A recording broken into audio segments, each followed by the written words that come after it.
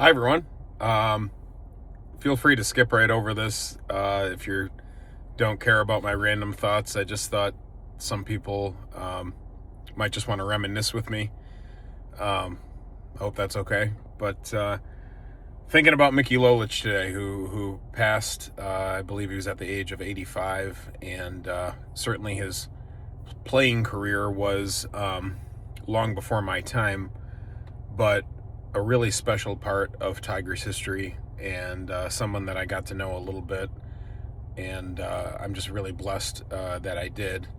During my time with the Tigers, one of the interesting things about my time there was that I spent a lot of time with Tigers alums, and that's because my job was mostly centered around the Tigers premium ticket holders and suite holders, and we would have a lot of events and a lot of occasions where we would go around with former players and visit with those individuals. They'd sign autographs, tell stories, that kind of thing. And some of them really took to that naturally, like Dave Rozema. I don't even know that it was work for Dave to do that. It's just part of his natural personality. Dan Petrie, to a degree, was like that. I don't know if Mickey Lolich was as natural of a conversationalist as some of the others, but such an interesting guy with an interesting history, dry personality, dry sense of humor. Whenever I saw him, it would always be exactly the same. I'd say, "Hello, Mr. Lolich, good to see you." And he would say, "It's good to be seen." Every time. I don't think there was any time I ever greeted him that didn't go exactly like that. And it was dozens and dozens and dozens of times.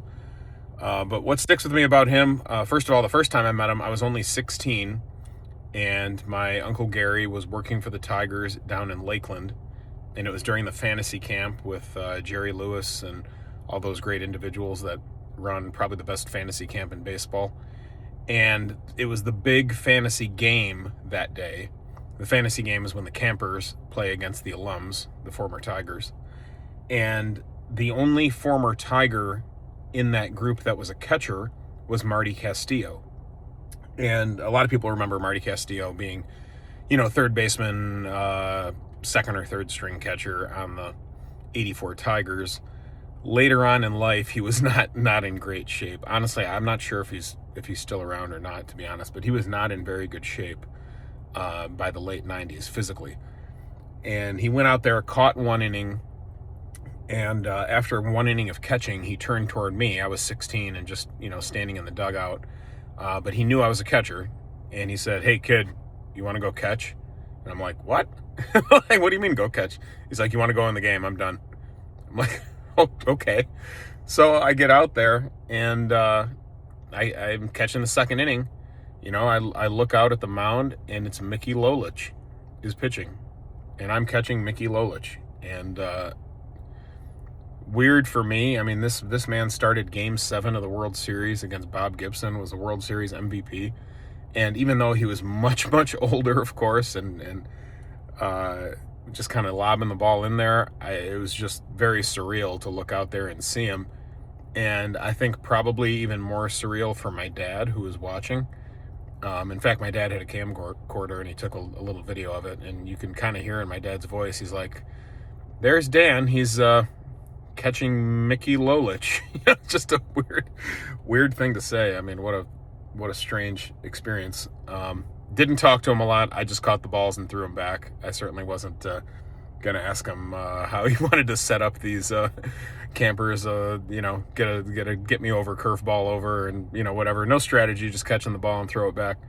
But that was my first time around him, and just through my Tigers front office experience, got to hear him tell countless stories to clients.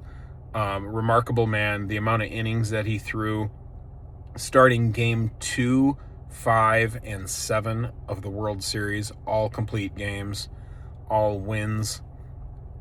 Just remarkable durability. I mean, we know what an ace pitcher looks like now in the postseason. Maybe they can go game 1 and 5 and give you 6 innings in each of those games, and that's it. I mean, what he did, we'll probably never see that kind of thing again. And probably the most amazing thing that I heard him talk to clients about was he was born right-handed. And I believe he said he had a bike accident where he broke his arm, and he taught himself to become left-handed as a kid.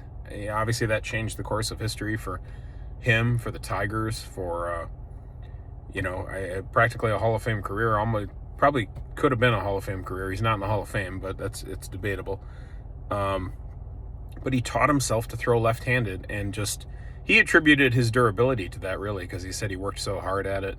And his belief was, to be a healthy pitcher, you should just throw. That was his belief. Whether there's much science behind that, I don't know.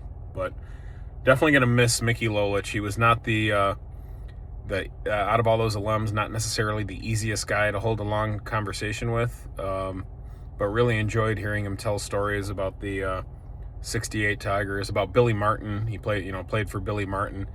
His thing about Billy was Billy told him, first 6 innings are yours no matter what. No matter what. So that's for the good and the bad. And he told some stories about a couple of games where he was out there and getting shelled or having a lot of trouble. And he's looking at Billy like, man, this is not going to happen. You got to come get me. And Billy's like, first 6 innings, big boy. These are yours. Run with it. And he had to learn to work through it.